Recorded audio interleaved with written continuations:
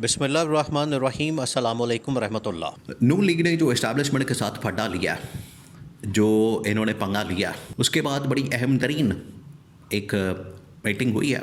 बहुत बड़ी breaking news है, इतनी बड़ी ब्रेकिंग न्यूज़ है। देखें, आजकल जो इन लोगों ने क्राइसिस पैदा कर दिया, एक बहरान पैदा कर दिया, उसके अंदर हर गुजरते वक्त के साथ, टाइम के साथ, हर लम्हा कोई ना कोई ब्रेकिंग न्यूज़ आ रही है और सारी की सारी जिनका डायरेक्टली लिंक बनता है वो रेलेवेंट है एस्टैब्लिशमेंट के मतलब और नून लीग के मतलब। इस वक्त तमाम की तमाम नज़रें एस्टैब्लिशमेंट की तरफ और नून लीग की तरफ लगी हैं कि होता क्या, इनके दरमियान पैचअप हो जाएगा या मामला बिगड़ जाएगा। देखिए, आपने एक बात जहन में रखनी, आप ज़रा इमेजिन करें, तारीख उठा के देखें पिछले तकरीबन को 40-50 साल की, 60 साल की, जब भी एस्टैब्लिशमेंट के साथ पंगा लिया गया, एक तो पंगा हमेशा नवाज शरीफ ने लिया।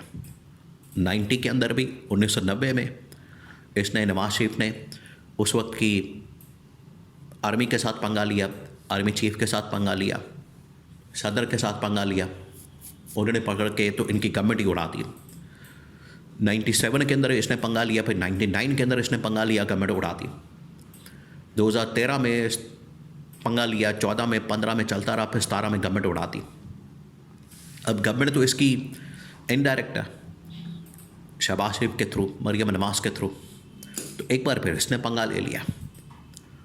तो उन दिनों में होता ये था कि डायरेक्ट मार्शल लॉ लग जाता था, डायरेक्ट इंटरवेंशन होती थी, मुदाखलत होती थी, पकड़ के गवर्नमेंट को घर भेज देना, छुट्टी करा देनी। और आज की जो सिचुएशन थोड़ी सी बदल गई है, आज इतना आसान नहीं है। और वैसे भी पाकिस्तान में मार्शल लॉ लगे हटे, अब तकरीबन 2008 में, जब 7-8 में मुशर्रफ चला गया तो मार्शल लॉ ख़त्म हो गया। उस वक्त से लेके आज तक ये अब तकरीबन कोई 18-20 साल हो गए तो मुल्क में मार्शल लॉ नहीं लगा। नॉर्मली 10 साल के बाद मार्शल लॉ लग जाता था। अब तारीख उठा के देख लें, अब सिचुएशन थोड़ी डिफरेंट है, लेकिन कुछ भी हो सकता है, उसके बारे में रूल आउट नहीं किया जा सकता, इनकार नहीं किया जा सकता, कुछ भी हो सकता है। अब आपने सिनारियो समझना है। इस वक्त जो नून लीग फरमाइश कर रही है और जो शर्तें रख रही है, देखिए, जब भी आप शर्तें रखते हैं तो फिर मामलात बिगड़ जाते हैं। आपने इसको समझना है इमरान खान के तौर से।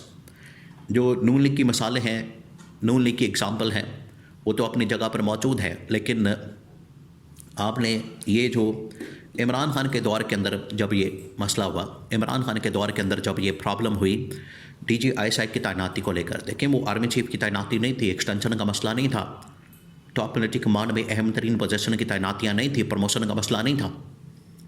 यहाँ से आप अंदाज़ा कर सकते हैं कि इमरान खान ने DGI की तैनाती के ऊपर एक किस्म का स्टांड ले लिया, और वो स्टांस ये था कि मैंने इसी DGI को रखना है, यानी कि जनरल फैज़ को रखना है। और देखें, फिर ऐसी दरार पड़ी, ऐसी लड़ाई शुरू हुई, और फ़ौज का मसला क्या, आर्मी का मसला क्या, इस्टेब्लिशमेंट का मसला क्या।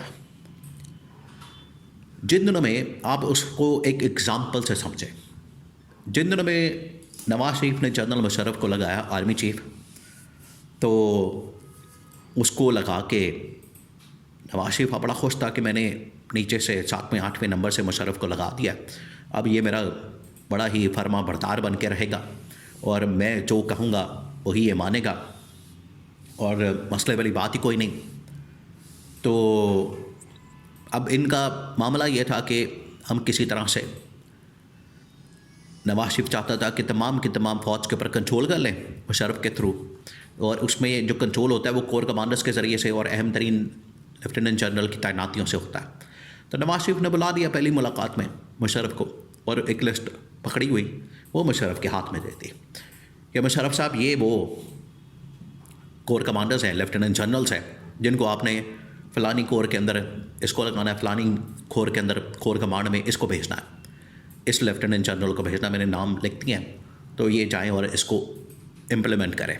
ये किसने कहा? नवाज शरीफ ने मुशर्रफ को लिस्ट पकड़ा। अब जवाब आपने सुनना है, इससे आपको अंदाज़ा हो जाएगा इनकी जो ओवरऑल अप्रोच है फौज की, आर्मी की। मुशर्रफ ने नवाज शरीफ को जवाब दिया था, बड़ा तारीखी जवाब है। मुशर्रफ ने कहा था कि नवाज शरीफ साहब, ये पाकिस्तान की आर्मी है, ये पाकिस्तान की फौज है, ये पटवार खाना नहीं है कि जहां पर आप अपने मर्जी के फैसले करें। ये पाकिस्तान की फौज है, इसके फैसले मैं करूंगा क्योंकि मैं इसका सरबराह हूं। ये कह के उसने लिस्ट वहीं पर फेंकी और चले गए।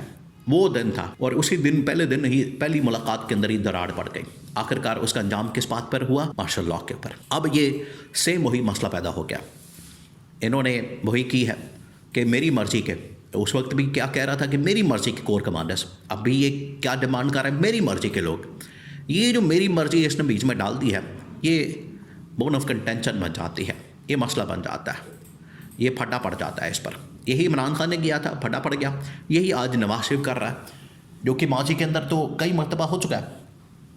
उसने खुद भी फील किया, खुद भी इस चीज़ को देखा, खुद भी इस चीज़ का आइडिया नवाज शरीफ को है कि यह फटा पड़ जाता है, लेकिन फिर भी उसने पंगा ले लिया। अब इसका खमियाजा भुगतना पड़ेगा।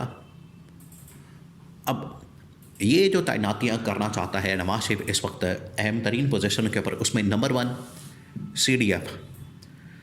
अब ये देखें, बात बड़ी क्लियर है, बड़ी क्लियर कट नज़र आ रही है कि इस वक्त जो शरीफ ख़ानदान है, नवाज शरीफ है, शहबाज शरीफ है, मरीम नवाज है, ये कम से कम नवाज शरीफ मरीम नवाज की हद तक, शहबाज शरीफ तो फिर भी चले कंफर्टेबल है इस जनरल आसिम के साथ, फील्ड मार्शल के साथ, लेकिन नवाज शरीफ और मरीम नवाज कंफर्टेबल नहीं है।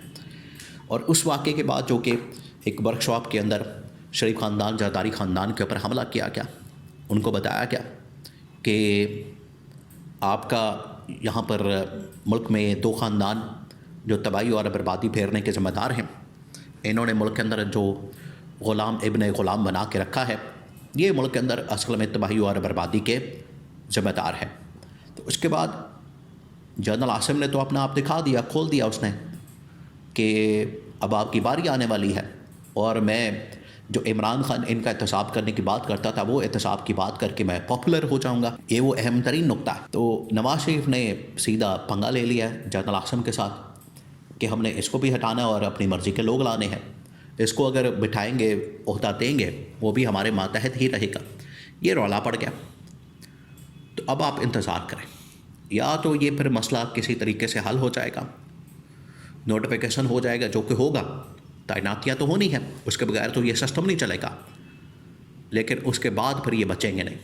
अब मार्शल लॉ वाली सिचुएशन तो पैदा नहीं हो सकती, लेकिन कम अज़ कम जो इन्होंने पंगा लिया, इसने वो जो मक्खियों का छत्ता होता है या शेर के मुंह के अंदर हाथ डाल दिया, मक्खियों के छत्ते को छेड़ दिया, अब उसका नतीजा तो भुगतना पड़ेगा।